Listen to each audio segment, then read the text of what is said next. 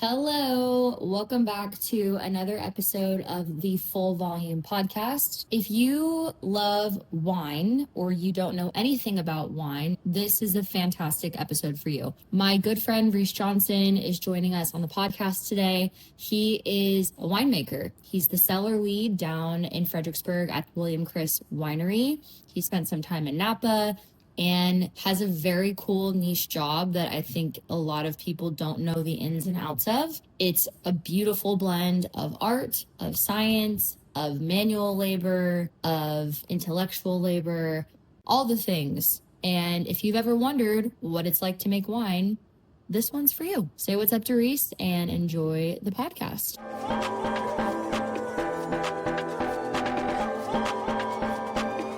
Yo, crack this full volume.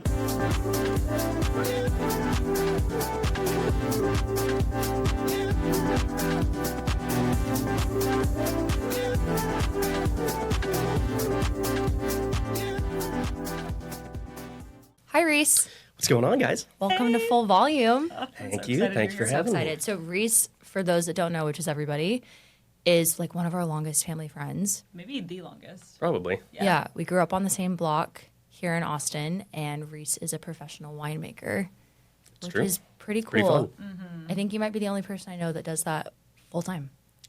Yeah, it's definitely a different job. I get asked all the time about like what a normal day looks like for me, and my response is always, what time of the year is it? Like, is it this time of the year? Is it Right. 6 months from now? Is it harvest season? Is it like our slow season is kind of earlier on in the year? So February, March, April, May is kind of like our slow season, but starting now, going until probably early October, it's going to be just go, Crazy. So the job looks high different octane. depending on the season. Oh, yeah. That's cool. Massively different. So that's a good job for someone that likes a little bit of inconsistency. Yeah. Yeah, Which is- for sure. That's how I am. So Yeah. So how get did on you? it. Yeah. So let me just get into winemaking. How did you decide you wanted to pursue this career? So it was through my parents, pretty much. I mean, our family's been going to Napa, Carmel for years and years and years, and on Is one of the Carmel many. a wine? It is now, yeah. didn't know that. They're probably one of the more underrated regions, I'd say, in the United States. Yeah, I And didn't know Santa that. Barbara also. Yeah. Then you get into like even Oregon and Washington. They're fairly discovered now, but I think they're still the potential out there is pretty great. But yeah, my parents went out to Napa one year, and they were just not having fun in San Francisco to start. And my mom was like, all right, it's cloudy, it's rainy, it's just June gloom all the time here. I want to get out, I want to see the sun. And so my parents rented a car, drove up to Napa, and it was literally like the clouds parted. That's how my mom described it. And so it was just sunny, it was gorgeous, the weather's awesome, the food, the people, the wine. And so they just came back raving about it. They loved everything there. There's really not a bad place in the world where wine is made. It's all gorgeous. The food's great. Everyone puts a big emphasis on local ingredients, local wine. What grows together goes together. And so wine and food pairings are just kind of super easy in certain wine regions. Right. And it's just a fun lifestyle. I mean, there's so many winemakers that they've met that they get called in off the golf course. And they're like, yeah, let's go. Let's open some bottles. We'll go down to the cellar. We'll drink some wine and have fun. I And was gonna say, I think the Such a sense of fun like job. community and hosting that comes with that is Yeah. really strong. yeah, it's a big social culture. Everyone knows everyone, especially in Fredericksburg, and then even in the larger places, Sonoma, Napa, everyone knows everyone. And so it can kind of be a small world, even though it seems super massive and there's so many wineries out in Napa, but it's like the winemaker in Napa Valley knows the winemaker in Sonoma. And everyone kind of knows everyone, has connections. We've got a bunch of connections out in Fredericksburg, and everyone kind of supports each other. We've had so many problems during harvest or bottling where, hey, maybe we don't have a certain ad that we need that is going to help stabilize the wine before it gets bottled. And so we'll give someone a call that we know might have it. Yeah. And we'll just go over and grab it. And they Say, helped you we'll out. we'll send you some more of whatever we took from you. And then, it's just a big community culture. So it's super fun. I love that. That's Did you really know sweet. that before you got into it? Not really. There's a lot I didn't know about the wine industry before getting into it. Let me ask you what you learned in college. Because Yeah. you majored in viticulture, Yeah. which I want you to explain that. So what you learned and then what you were like, oh my God, this is nothing like what I learned in college on the job. Yeah. So, I mean, winemaking is a very hands-on job. You kind of have to learn as you go. Yeah. And so I've actually thought that getting a winemaking degree at Texas Tech was great, but it's kind of like being a plumber or an electrician. You kind of have to tutor under someone Yeah. to really figure out Like an how it's done. apprenticeship kind Yes. of thing. Cool. And so I learned about how grapes grow and the different growing seasons and cycles and differences between vines and things like that. And then on the winemaking side, learning about racking a tank, which is separating the clean wine from the lees, which is everything that settles out at the bottom. Okay. But in college, if you had given me a pump, a couple of lines, that tank of wine that needs to get racked and was just let go, I would have no clue what to you do. can't learn that from a textbook. It's very Yeah. mechanical. Oh yeah, very hands-on, very learn as you go. You kind of develop what's called cellar vision. That's what one of my friends in California taught me is What does that mean? you see the way things need to happen and you kind of order them in your mind that way. So during harvest, I wasn't at the winery today, but they got some fruit today, some white wine from East Texas. And so they're pressing it today, going to go to a stainless steel tank, crash the temperature down to like 42 degrees so that all the lees settles out. And then you rack it to another tank and then you start the fermentation on it. So they're doing that. And I was at the winery yesterday kind of planning out what needed to happen to make sure that all of that gets done super easily. Because during the heat of harvest, we can be there until 7 or 8 o'clock at night. In California, I'd be there Yeah. until 2 a.m. because we staggered shifts a whole lot. Whoa. So I would come in at noon and I would leave at 1, 2. Because it's So- hot? No, it's just staggering out labor, making sure that everything gets done when it needs to get done. Okay. Because it's like timing like of logistics. everything. It's a Yes, logistics and so if problem. you don't plan for the following day, like that night, Yeah. it's like dominoes. It's just going to all fall, and that could be bad or that could be good. Good. And so I had the guys clean tanks yesterday, get pumps set up, get the lines cleaned already, make sure that they can reach the tank. And I was cleaning the press, knowing that we were going to use it today. And so trying to layer everyone's jobs so that it makes the following day easy. And then you do that same thing like that night and make sure you plan for the following day and the following day and the following day. And then that gets us out of the winery faster. And so Yeah. makes everyone happy. When did that all start to make sense? Like, did you do internship or job where it started clicking, or is it just kind of like experience over the years? It started to really click when I went to Sonoma, probably. So I graduated in December of 2018 from Tech. I was going back and forth between staying in the United States and just kind of taking a little bit of time off, or potentially going to South Africa and do a harvest there. Oh, that would have been. Yeah, and so Cool. the fun thing with harvest season is that in the Southern Hemisphere, it happens in the fall. Earlier. It happens around January, February. Okay. It goes through, depending on the growing season or what country, it could be April or May. And then the Northern Hemisphere, it happens for us June, July, goes into October. And so you can do 2 harvests in 1 year, and you can go Northern Hemisphere, Southern, Northern, Southern, Northern, Southern. Do a lot of people do that? Oh yeah, it's a huge winemaking thing. There's a whole Facebook group dedicated to, like, I think it's called Traveling Winemakers, and you can say, "Hey, I'm going to New Zealand. I'm going to do a harvest here. Is there any place that you could live?" Or restaurant recommendations, or other wineries, and then it can also be people saying, "Hey, I'm looking for a job. Do you have any connections that you could set me up with?" And so Is it because people want more work, or is it because that's the most enjoyable part of the whole winemaking process? a lot of it comes down to work and sort of padding your resume a little bit. Okay, yeah, that Trying to makes get sense. more and more experience in 1 year, because it is a pretty cutthroat industry, but you just don't hear about it because finding a job is so weird. But it's like, where do you look? It's really just through word of mouth. or I found mine on winejobs.com, my internship in California. Yeah, and there's That's wine awesome. business also, and I get emails from them every day just about stuff going on in the world of wine. And, Yeah. But this time of year, or started a couple months ago, maybe you'd start to see internships pop up in Sonoma, Napa, Oregon, Washington. Everyone's trying to kind of plan out labor for harvest. And so just a certain time of the year, if you look and you're able to find an internship, you apply for it, the odds of you getting a job there are crazy good. And then you can also get brought on full time after that. Is that what happened to you? That's what happened with me, yeah. Okay. So I went to the Russian River Valley, worked there from probably June. I came early with one other girl as an intern, and then all the other interns showed up at the beginning of August. And then it went through probably end of October, I think, is how Okay. long that harvest went. And then I stayed on at that winery for another 2 months, and then the cellar master asked me what my plans were, because my time as an intern was kind of winding down there. And he just kind of asked, yeah, if you want a job, you can have a job. We're looking for someone. And so I already had all the onboarding experience. I knew how everything was done. Yeah, amazing. I knew the people. I knew the wines. And so getting a job it kind of just happened, fell in my lap, getting a job and staying out there. But I was always wanting to stay out there. I had moved in with an intern friend of mine. We both did an internship at William Chris in the Russian River.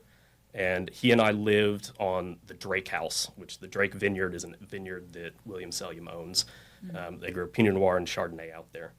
And so he and I lived out there with 2 German interns. We all worked at the same winery. That's so cool. And so it was the 4 of us in this one house. It was $100 a month for rent. And it That's just got taken out of our paycheck. criminal. It was so nice. Wait, that's insane. Yeah, it was great. And But then there it's was, also because you're interning, right? Yeah. Or is that when you went full time? after harvest ended, they kind of gave us like a 30-day notice, like, hey, we've got to, Well, also, I mean, if you're right out of college at that point, you can't afford to Yeah. live in Napa. yeah. So it worked So out. that works I out saved great. so Yeah. Way much to money do there. it, That's yeah. great. It was nice. The more you know. Did you And then learn you any get German? overtime too. No, of course not. Not even one thing. Oh gosh. I feel like that's one of the harder languages to learn. So. Oh, very. Yeah. Yeah. But it was super fun. It was just every night we would open a bottle of wine or beer or whatever, and there was a dartboard out front of the house, and so gosh. we just sit out on the patio, and we've got this whole vineyard in front of us. It's like 40-something acres, I think, and then That's the insane. back gate, you could walk 30 yards and be at the Russian River. So Whoa. we would go and just hang out by the river, swim across. There was a rope swing, and so we would just Yeah. hang out there and play darts at night, make food, and What an then epic life. it was fun. It was a fun time. What was your favorite wine to drink out by the river? Red, white, or rosé? It's always going to be white or rosé if I'm sitting out somewhere, Okay. especially in the Russian River Valley. Okay. It's just going to be whites or rosés. Should we start with one of those then? Let's do it. Let's do it. Okay. I'm so excited about this. So this is Sauvignon Blanc that I got to make. Wait, this is really special. Yeah, it's very Yeah. cool. It's his. This is the fruits of his labor. This Yeah. is literally literally. the fruit of your labor. So this is 2025 Boxing Rabbit Sauvignon Blanc. It's a vineyard up in the High Plains that we originally started getting, I think, in 2023. And our intentions were to use it as a sparkling wine vineyard. They grow Sauvignon Blanc, Chenin Blanc, and I think a little bit of Semillon, maybe Viognier. And so we got all those wines for sparkling in 2023 and 24. And then in 2025, we took all the Sauvignon Blanc, and there was just a lot more of it than we expected. And so Seth, our sparkling winemaker, took everything he needed to make his allocation of sparkling. And we didn't know what we were going to do with the other 1,600 gallons or so. And so Tony, the winemaker at William Chris, just said, what do you want to do with it? It's your wineries.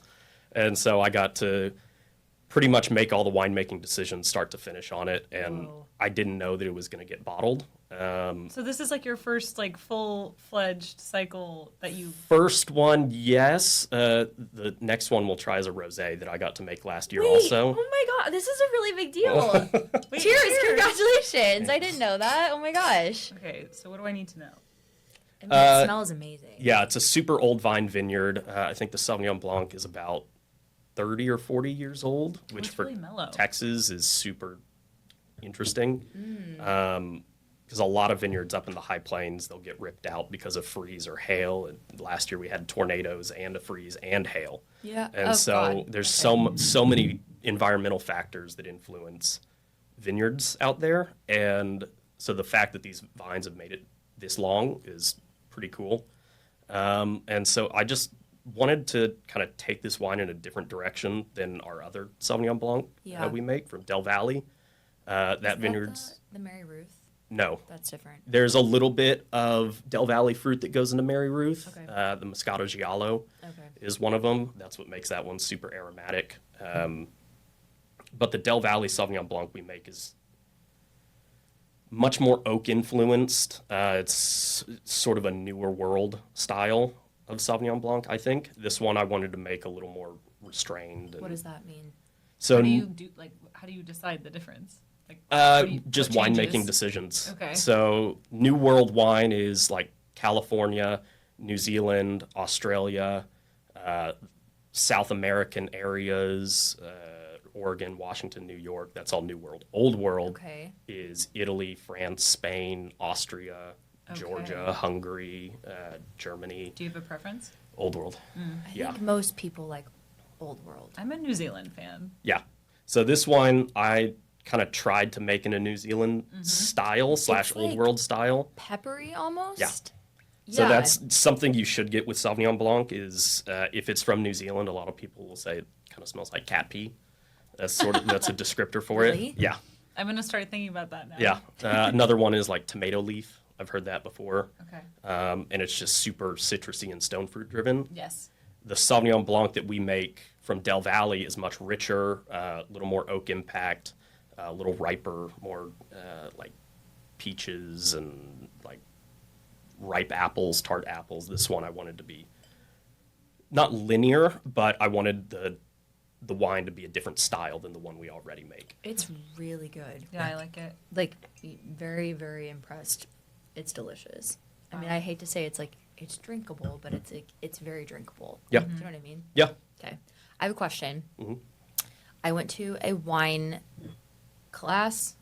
What are they called? Like whenever you go learn about wine, a wine class. Wine class, Sure. yeah. Sure. And it was specific to the Alsace region Yeah. in France. Yep. Anyways, it was great. But this guy told me that, when you do the tasting and then you get the notes, that there's technically no wrong answer.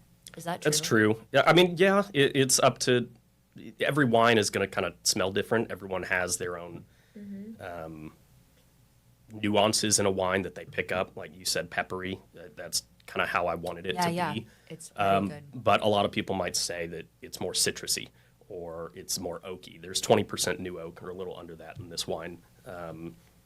From a super small cooperage that we started buying because one of my friends represents three or four small cooperages in France and Austria, I think. And it's called Eric Miard is the cooperage that I used on this one. And it's just a father-daughter operation. They What's make a cooperage? people who make barrels. Okay. Yeah, if y'all are confused, just, yeah. Yeah, I just gotta ask. Let me chime in. If I don't know, I know. Yeah. I don't know. Yeah. Yeah, Wine dictionary. Okay, they make barrels. yes. Okay. Yeah, and Eric and his daughter, they that's do really awesome. important. Yeah.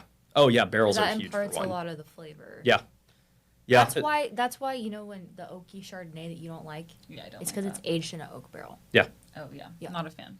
Well, everyone's wine interests have changed over the years. Like that used to be huge in Napa for Oh my gosh, my years and grandfather years was and years. obsessed. Just oaky Chardonnay, that's everything. And Yeah. it took me convincing my parents, like, that's not all Chardonnay. Not all Chardonnay is oaky and big and buttery. You go to Oh, the really? Old World, it's not that way. Okay. France, from Burgundy Chardonnay is fantastic. Okay, good to know. I kind of avoid it because I think it's all the same. Okay, Yeah. so that's a good clarification. People, I guess maybe the average person will be like, oh, I like Sauv or I like Chardonnay or whatever, Yeah. but they're so different. I think the first time I realized that, I studied abroad in Sicily, Mhm. and we went to a vineyard, and we had a Moscato, which I thought was always super sweet. Yeah. And it's not. I didn't know that. Yes. Oh, So I've The one that always- goes into Mary Ruth is not sweet. It 'cause I love smells that that way. one. Yeah. A lot of people confuse like aromatic sweetness with taste. taste Yeah. sweetness, and it's not that way. Oh, It might smell sweet, but it's not. Yeah. Not Do you for- have a preference of like your favorite wine to make? I love whites. I think they're super fun, and you can really do a whole lot with them. They're super versatile. Like I was saying on this, wanted to make it in a very Yeah. different style than our other Sauvignon Blanc, or lighter reds you can also do in different styles. But for the most part, if you're making Cabernet, it's going to go into oak. If it's in Napa, it might be 80 to 100% new oak. Texas, I don't like a whole lot of new oak on cab. So we're generally in, I'd say on the high end, 40% new oak on cab. You could do a stainless steel or a concrete cab or something like that, but the style is so much different than kind of the classic style of Cabernet that you don't see it a whole lot, at least I think. We've done a concrete Cabernet before, but it just got blended into one of our other wines. So we'll do a lot of trials on small things, whether it's barrels or yeasts or temperatures, grapes also. We'll do small trials and kind of see how it goes. And if it goes well that year, great, we can do it again the next year. If it doesn't, we're large enough that maybe 200 gallons of Cabernet that we just used a certain yeast on, if it didn't work out, we can blend it into another wine and kind of get Oh. rid of it. Is that something that you learned in school or you learned on the job? The like styles of wine. Yeah, and like what is better in an oak barrel versus concrete versus Um, steel? I guess it started in college. I took what was the name of the class? I think it was wine tourism. Okay. It was in conjunction with the RIM department, restaurant and hotel management at Tech. And so the College of Agricultural Sciences and Natural Resources, Kasner, which I was in, and RIM, they came up with the wine tourism class to kind of bridge that gap between serving wine and hospitality. And so in order to do that, we got to try wines from different parts of the world, and because it was in a class setting, you could drink the wine. You didn't have to be 21. So I took that I think at 20. Okay. And you just kind of learn about the different styles through tasting, through studying it. I took my WSET Yeah. class at Tech. Can you explain what What that is that? So WSET is Wine and Spirits Education and Trust. It's like an educational course. They also have the Court of Masters, which is more service oriented. So a master sommelier is Yes. you study under the court for years and years sometimes, and the pass rate on the Court of Masters test is lower than it is actually to become a Navy SEAL. It's more difficult. Are you serious? I'm saying like the pass-fail rate. Yeah, the pass-fail Not, rate. obviously not like, the I've physical seen- limitations of I've it, seen but the videos of the people that make it to like the final round of the test. yeah. I've never seen. I'll have to show you this. They're like blindfolded. They don't know what's going on. They don't have any kind of information, and they give them a tiny little bit of wine, and they're able to guess the type, the style, what it was aged in, what year it's from, what region it's from, what type of dirt it was grown in. Yeah. It's so crazy. Is that something you would ever want to do? I mean, I had to do it for the WSET class. Yeah. Level 1, it was super easy. I think there was a blind tasting aspect to it, but that didn't determine whether you passed the class or not. It was generally theory. And then when I graduated, I skipped level 2 and went straight to level 3 after talking with who was running the class in Austin at the time. Okay. And she just said, yeah, based off my experience and studying wine, that I was fine to skip it. That skipping 2 and going straight to 3 was a huge jump just in information being thrown at you and the blind tasting. Yeah. I think I got like a 98 or a 99 when I took the test at Tech, the level 1. The level 3, I studied a little bit, like the certain things I didn't know, Australian dessert wines and rivers yeah. of Austria and Germany and the mountain ranges over there. And so I studied what I didn't know, but I think I ended up getting like an 80 or something I mean, on it. So, like, what So, is studying, it's though? a Is that, like, pass. learning geography of different places? Is it trying wine? Geography, What is different, expanding like on the winemaking side and the grape growing side is what level 3 got into. Level 1 is just kind of general course knowledge, Okay. general wine knowledge. Like a lot of restaurants will have their waiters take level 1. And then if you want to be a sommelier, someone who tastes and recommends wine to people at a restaurant, Yeah. you'll have to get maybe a level 3 or a level 4 certification, and then a lot of people will sidestep into the Court of Masters because that's more service oriented and the world of wine oriented. WSET is just general education, kind of. So anyone can take that, even if you don't want anything to do with wine, just kind of To want learn. to take it for fun. Yeah. You can do that, and it's just a fun thing to have. so to cool. learn Good to about. know. I know. Yeah. Yeah. Are you gonna do it? Probably not, but someone will. Someone will do It's it. pretty fun. Yeah. So William Chris made top 50 Yeah. world's best. That's so cool. Number 31. Number 31 this year. Are you Last year, jazzed? I guess. So yeah. insane. Yeah. Tell me everything about that, because I feel like it's rare for Texas. We were the only Texas winery to get that. Yeah. And then I don't remember how many there were in California, but it wasn't a whole lot of U.S. based wineries that got that list, and it's sort of like the Michelin Guide. You Yeah. don't know who's coming or when they're coming, but there's a season So cool. that these judges come and they try the wines, they see the facility, they take service into account and general knowledge by your tasting room staff of the wines. And so we had someone come last year, and people have been coming for the last 2 or 3 years. 2023, I think, was our first time being on the list. And we got number 56, I believe, in 23. 24, we got 60, and we were kind of going back. We didn't like it. And so we went back to the drawing board on certain things. And on the winemaking side, we identified certain wines that we could maybe cut out of the portfolio Like and doing focus a triage. little bit more. Yeah.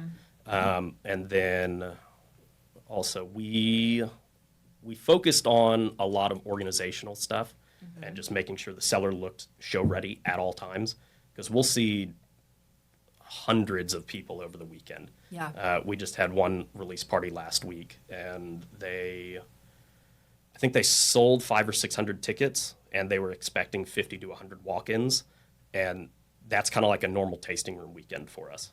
Is that many people. Big release parties for us, we'll see over 1,000. That's amazing. And because we got on the top 50 this year, we saw a huge uptick in visitation and cool. sales and press. Also, we had KXAN out yesterday flying a drone over the vineyard. Wow. We've had, I think there was a reviewer for, I want to say it was Vogue, that came in and did like the winemaking review. Vogue. Yeah.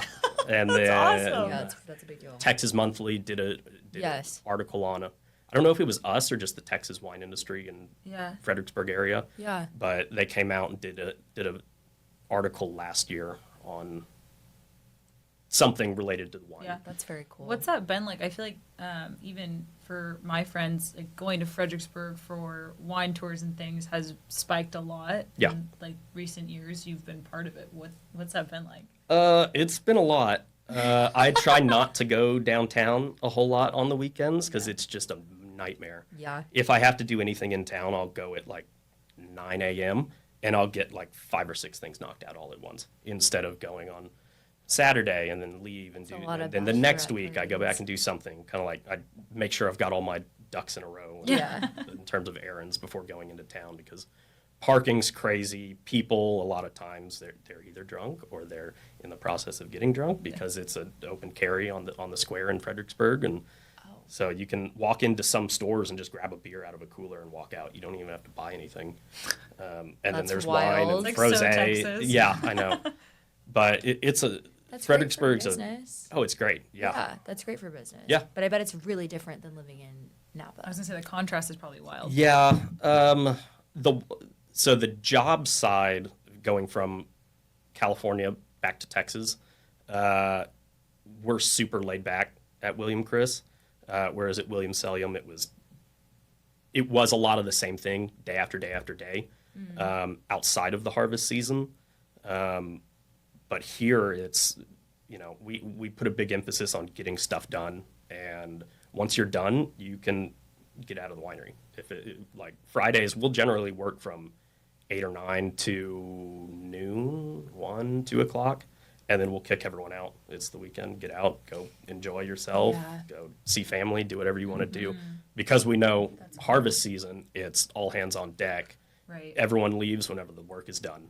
If you're here from Tony, he'll be at the winery sometimes at 4 or 5 a.m. because he's a crazy person. He just naturally wakes up that early. Wow. Yeah. But I'll show up anywhere from 8 to 9, and then we leave maybe 6 or 7, Yeah. And that's 4 to all, 5 if we're lucky during but harvest. you're doing physical labor Oh, the yeah. whole time. All day. I'll easily get over 10,000 steps every single day during harvest. And then if I'm digging You out a do tank, that job. yeah. Literally. If I'm digging out a tank, 5 tons of fruit, you're digging out Yeah. 10,000 pounds worth of grape material to press. crazy, And so crazy. you get inside of a tank with a shovel and you're shoveling grapes into a bin, and it's a workout. Yeah, You so have you're to not working train out for during that? harvest season, obviously. Yeah, Like, do you're- your workouts it- emulate what you're doing? No, it's all natural. Reese in the gym is like, Yeah, just Like, dig like with the a way shovel. back. Yeah. Functional wine training. Yeah. Like, that needs no, to be a that's thing. really funny. How often are you sitting in front of a computer? Probably not enough. No. Like, what's the honest answer? Maximum an hour a day. Because I just think that's a really beautiful thing to know. Because a lot of people do not want to have a job that requires sitting in front of a computer. This is an amazing, Yeah. uncommon one. Once you get up the food chain in the winemaking world, it Yes. becomes more computer oriented. Like admin.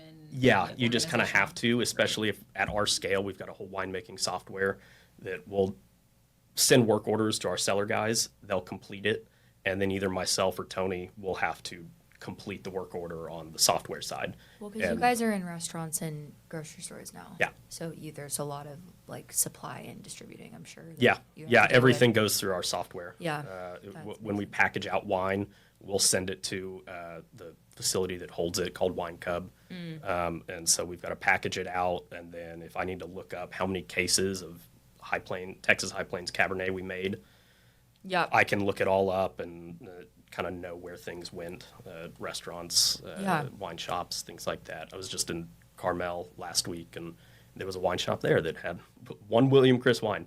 With the That's only cool. Texas wine that they carried, and it was ours. Oh, I love that. Which so- one was it? 2019 High Plains Mourvedre. From California and France, it's generally that way. They also Okay. make it in Spain. It's called Monastrell. Okay. It's super heavy and dense and peppery and meaty. Texas High Plains Mourvedre is more fruity. Everything I think from the High Plains kind of has like an Italian smell. Like Sangiovese from Italy, it's called Brett. It's a spoilage yeast that can make a wine end up smelling like sweaty horse and leather and What? yeah, it's bad in high I was going to concentrations. say, do we like that, or do we not like that? You kind of expect it from Is that Italian wines. That's just kind of the style. I don't really like Italian wines. I don't love them either. Is that okay? Thank I God. like the whites from Italy a whole What's lot the more. one? Yeah, I agree. had- I don't like Italian reds. Yeah. It starts with a G. And is that because of the whole Brett situation That it smells like that? that I don't like them? Could Or be. maybe. Okay. Yeah. What do you think of, is it Grillo? Grillo? Is it Griot. Griot? What do you Yes. think of that? I haven't tried a whole lot, but I do know it. Okay. It's a more obscure That Italian was white. that varietal. was the front runner of my time in Sicily. Yeah. Everyone was drinking it. Yeah. How many types of wines are there globally? Do we know? Oh gosh. You mean like actual wines or grapes? Or both? Don't know. I Like think you they're just like I've never heard of whatever she Griot. Griot. I don't know what that is. Is that a type of grape? yes. So grapes Okay. then. How many Yeah. types of grapes? I think there's around 1,000 different species of grapes that are being used for winemaking. Okay. And so Griot, Greco, that's the other white varietal that they have a lot in Sicily. Cabernet, Pinot, Chardonnay, Merlot, Malbec, those are all Yes. varietals. Yeah. And then inside of varietals, you can have clones of wines. So, or clones of grapes. So the name on the wine is the grape Yes. type. Yeah. Yeah. Okay, what makes it its style? How do you discern? Oh gosh. Like is it, Technical. I don't. I mean, Hey. every winery has their own style. Okay. There's a winery I went to in Carmel last week. They made Pinot Noir in 2 different ways. One was the more New World style. Oh, sure. One was the more Old World style, and it was very easy to pick up. The one was more New World, one was Old World. But I mean, you go to France, specifically Burgundy, where they make a lot of Pinot. It's going to be low-ish oak percentage generally. French oak always. Native fermentation, little bit of whole cluster, stem inclusion, so you can have destemmed fruit that gets fermented by itself. That's kind of a more New World thing. But there's a lot of wineries that still add stems to it, kind of give it a little bit of different nuance to the wine. But in the Old World, whole cluster or stem inclusion, partial stem inclusion is a big thing in the Old World. The more you know. Yeah. That's very interesting. So it's kind of like different regions have their own styles, but also inside those regions, there's different Yes. wineries. And, for the longest time, Domaine de la Romanie Conti was one of the most famous wineries in the world. And I don't know who runs it now, but it was an old guy that owned it, and he was just a super old school winemaker. But the new winemakers, the younger generation, they might be making a wine in a totally different way, or they might have focused more on sustainable practices in the vineyard. But the new generation is getting into biodynamics and organic certifications and letting the vineyard kind of speak more than just follow a recipe. That's how we need to make the wine. Do you feel like you've developed your own personal approach or thesis behind wine yet? I generally prefer Old World styles more, so I would say my winemaking style leans more Old World. Lower oak percentage. We will inoculate with yeast. There's commercial yeast strains, and then there's also yeast that's brought in from the vineyard. So Like if you Brett.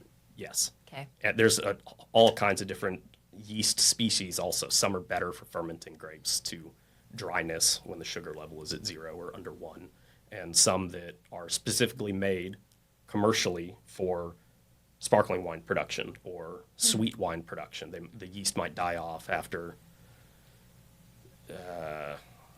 3/4 sugar depletion, so you'll still have a little bit of sugar left, and you'll have maybe a 9% alcohol wine with sugar left over. So that's how a lot of sweet wines are made.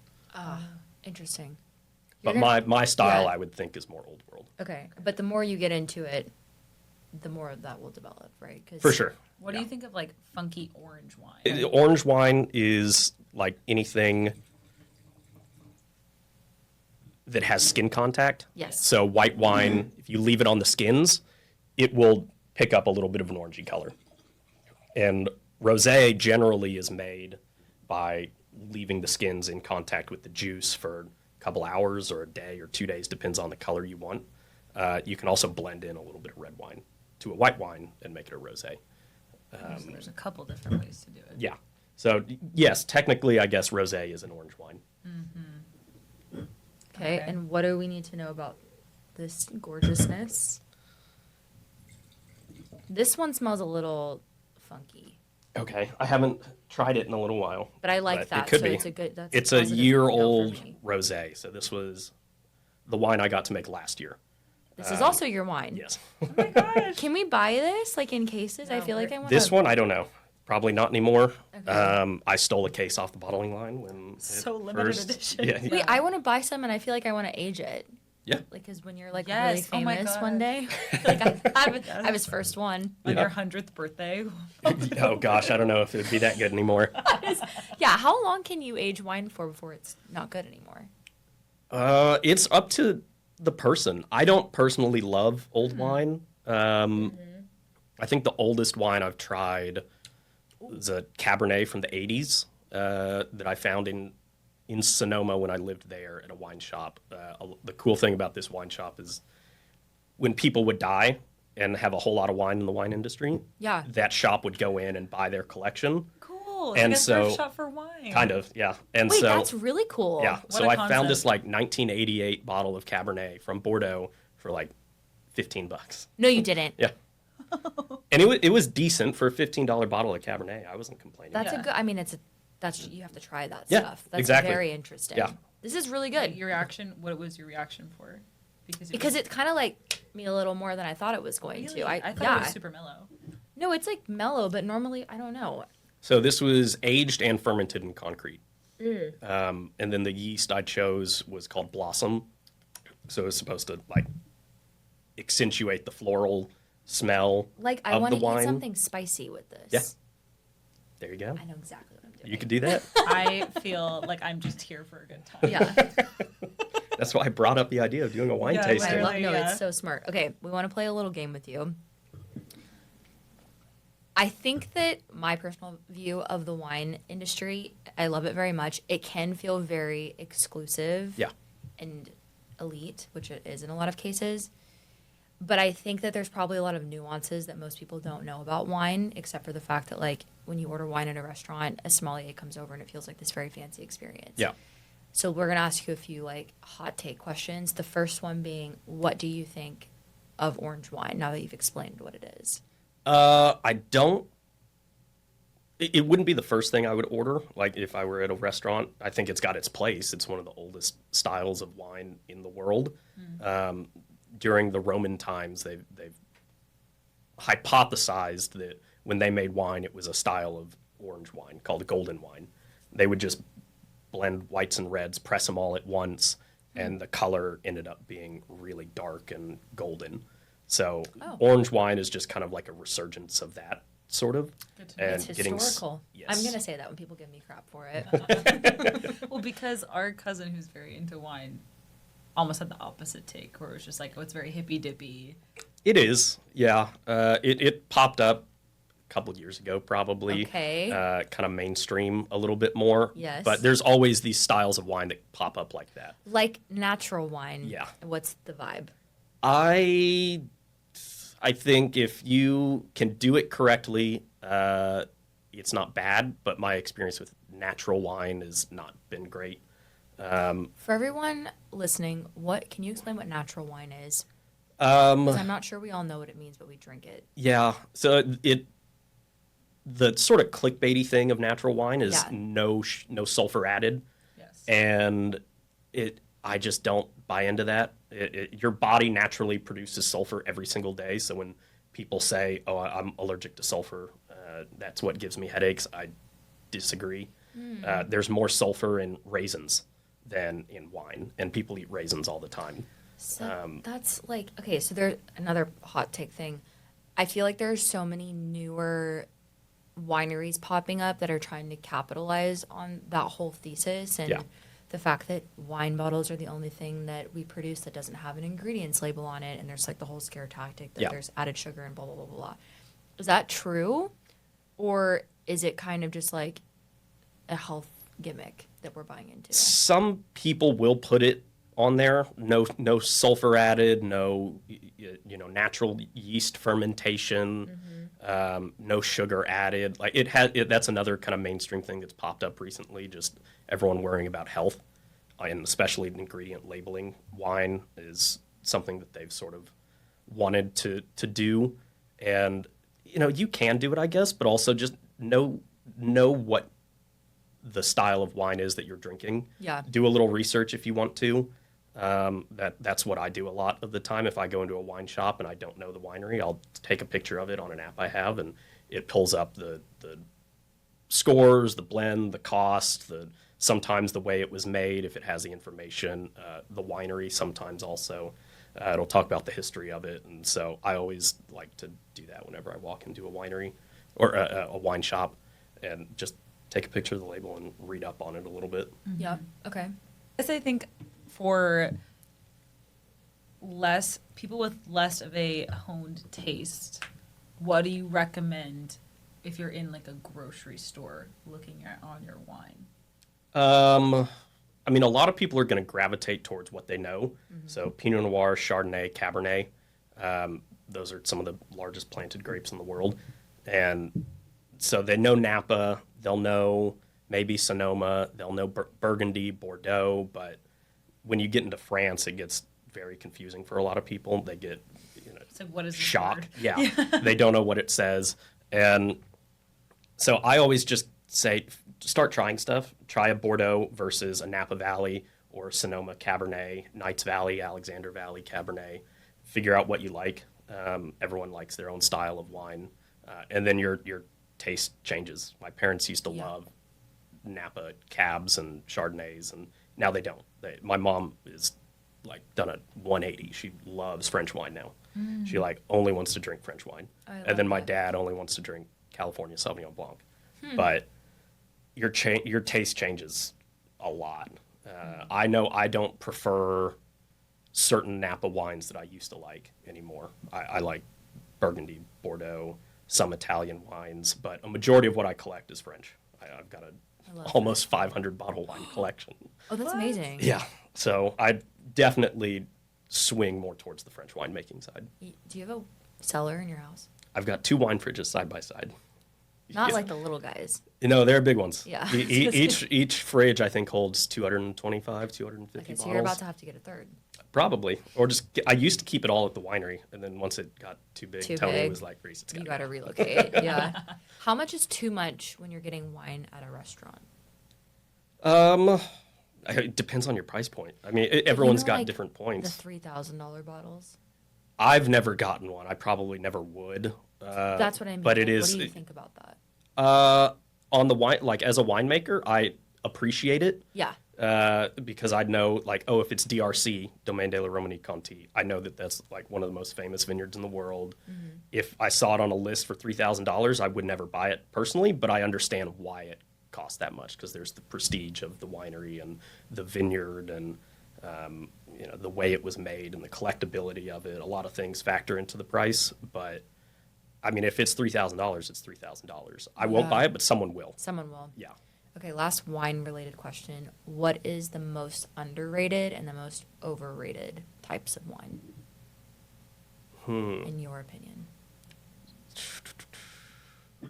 Underrated. I'm starting to like Chablis a whole lot more. That's a region north of Burgundy. Is that where they make Sancerre? No, that's the Loire Valley. Okay. Chablis is almost exclusively Chardonnay. Okay. And the soil it's got like maritime, I guess, fossils like oysters, shells.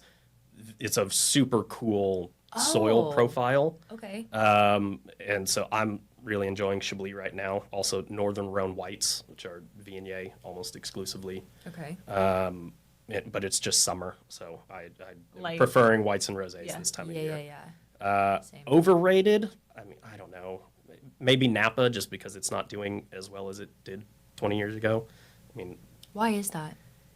oh gosh, tastings are crazy expensive now. Oh, I it's just mean, like not accessible. yeah. No one's gonna spend $1,000 at the French Laundry and then stay at a hotel for $800 a night, and you might go there for a long weekend if you're in San Francisco, Thursday through Sunday. And on top of the food and the dining and the staying, you have to plan 3 wine tastings a day maybe. And those tastings, depending on the winery, they can be, I've seen some over $200 a person. And then they expect you to buy $1,000 of wine on top of that. Right. And so it's just so expensive now. And a lot of wineries are just kind of skirting by. The Napa and wine industry is not doing super great right now just because people aren't spending as much money. Younger generation isn't drinking as much as they used to. And everyone wants different alcohols. So beer is doing pretty well. Seltzers, ready to drink cocktails, things like that. But wine, it's so expensive. It's difficult to educate yourself about it if you're wanting to get into it. The barrier to entry is so high because you have to spend $20 here, $50 here, $100 here, kind of work your way into finding what you like. Right. And it's not even a guarantee that you'll like it. If you tried 10 wines, maybe you don't like any of those 10. Right. And so just kind of money Which down is the why drain. people stay with what they like. Yes. Yeah. But that's you kind of have to. You have to educate yourself if you want to get into wine. No one's going to buy a Cabernet from Silver Oak and say, "Oh my God, that's the best wine I've ever tried."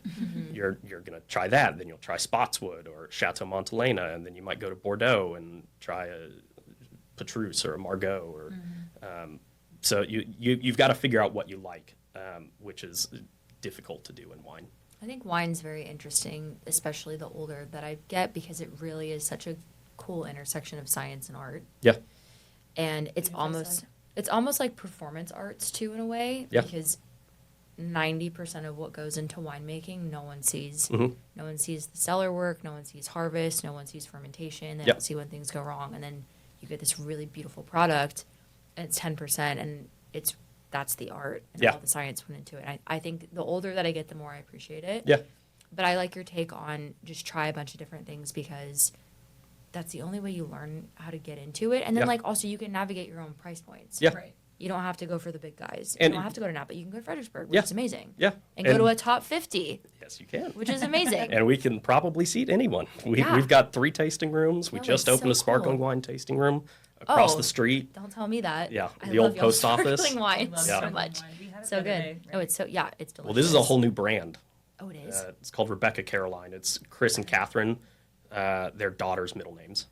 And it's traditional method sparkling wine, so it's champagne style.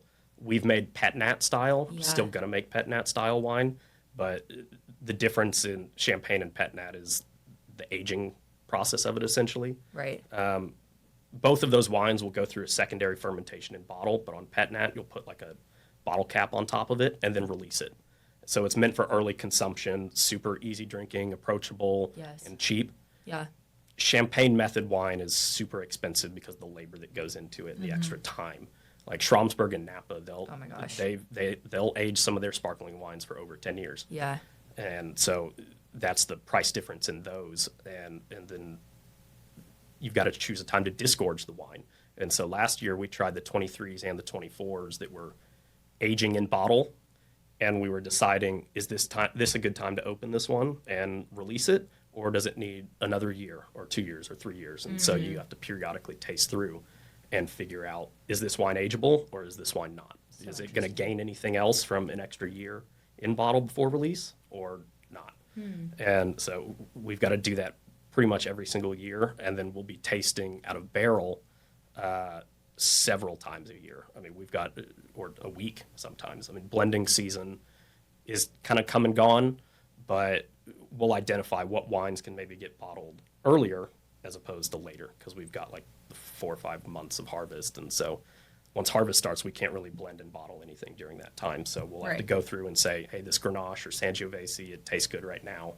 Let's bottle it before harvest. And then Cabs, Merlots, Tannat, things like that. Yeah. They might go for another 6 months or 12 months. Sometimes I think our Tannats go for 24 months in barrel, and then we'll release it. So it's a lot of tasting after the winemaking season of harvest, and it's just kind of maintain and taste and make sure that you're getting the blends correct and the wines are in a good spot, and don't mess it up. That's the main thing. Don't mess it up. That's Yeah. good. Okay, well, the fun question that we ask all of our guests to close is, if you could pick anyone for any reason to play you in the biopic of your life, who would it be and Ooh. why? I'm really excited. My first answer is Robert Downey Jr., just because I love him as an actor. Yeah. I grew up watching the Iron Man movies and still watch all the Marvel movies now. Such Yes. a fan. And so I just love him as an actor. I think Okay. he's super cool. That'd probably be it. I That's a love good that one. answer. Yeah. That's a fabulous answer. Yeah. I love He's it. super cool. He is super cool. Oh my gosh, I love that. Should we try the last one? Let's do Yeah, it. let's try the last one. I'm having like the best time ever. Just want We to get to go have margaritas after this, Yeah. the combo. Queso, margaritas. and wines. Tell us about it. This is Cabernet. I'd have to look up the exact blend because Okay. there were 2 different cabs. I sort of got to make this one also. I made the barrel choices on it. So this is a new barrel from Eric Miard, the Cooper that my friend represents. And it's a medium plus toast barrel from the oldest block at Del Valle. So Del Valle Vineyards is an hour and a half east of El Paso. So it's about 8 hours away, just south of the New Mexico border, at the base of the Guadalupe Mountains. It's like over 3,000 feet above sea level. And then if you climb the peak of the Guadalupe Mountains, it's like 9,000 feet above sea level. Amazing. So it's a super cool region. The styles of wine that they grow out there and that we make from the vineyard, I love all of them. The cab is super fun because we get to experiment a lot. That's why this barrel kind of fit in, because we'll get 100 tons probably of Cabernet from this vineyard. And if it doesn't work out, a yeast or generally we'll ferment at like 88 degrees. But if we want to try 80-degree fermentation or a 98-degree fermentation, then we can have different blending components. And if it doesn't work, we just blend it away and it's fine. Awesome. But it lets us experiment a lot with Cab, Malbec, Mourvèdre. The Sauvignon Blanc that William Chris makes every year is from this vineyard. And when I joined, I did a little more yeast research after Tony was letting me choose some of the yeast we bought. And I was able to figure out the yeast that Chateau Haut-Brion uses for their Sauvignon Blanc. Wow. And so we bought the yeast that they use. And so now that's the yeast that goes into that Sauvignon Blanc every year. That's It's cool. just a super old school So sciencey. I old school love it. style. This Yeah. is this is delicious too. They're all very good. This is still in barrel. This is straight out of the barrel. So it's 100% new oak. Whoa. It's very is that tannins? Yeah. Tanniny? See, that's what's always veered me away from red wine. But I do like this. It's I like it light. a lot, but Yeah. that mouthfeel, it's very specific. That's what Eric loves. I know, Eric I loves hate tannins. that. Yeah. I feel like I've talked to him about That's kind this of so like- many times. He's a freak for that. I know. He's a freak for it. No, I remember one time he was like, I like when my whole mouth dries out. Yeah. Like, that's sick. Oh, Yeah. you're like, no, I feel like I need to follow up with a glass of milk. I know. Yeah. It's like sick. And you get palate fatigue. Like if we're blending cabs, some of our blending sessions, they'll go for 4 hours. I mean, we'll start at 9 a.m. and go until lunchtime. And then sometimes come back after lunch if we've got more wines to blend. So you can be blending for 5 hours. Yeah. If you're doing wines like this, you're going to get palate fatigue. How do you- Everything's How going do to you taste the same. cleanse it? What do you? Do I you just or drink smell? water. You Yeah. can. I think you're supposed to smell coffee beans to neutralize, to neutralize the it. smell. Yeah. They do that with perfumes too. Yeah, and then for what is it for tasting? I think they've tried to figure out how to get rid of like a really tannic wine on your palate Yeah. if you're going to a lighter style of wine after. Yeah. I don't think they've come up with anything. It's just time. It's very That's so funny. Yeah. intense, but Yeah. I like it. It's good. Oh my Yeah. gosh. This was so much fun. Thank you for coming on. Yeah. You're a wealth of knowledge. You're welcome back anytime, Duh. Nice. especially if you bring wine. Yeah, cheers. Cheers. Thank you for coming on. No So problem. much fun. This was fun. This was so fun. Now let's go to Matt's. Let's go. Let's go to Matt. This is so good.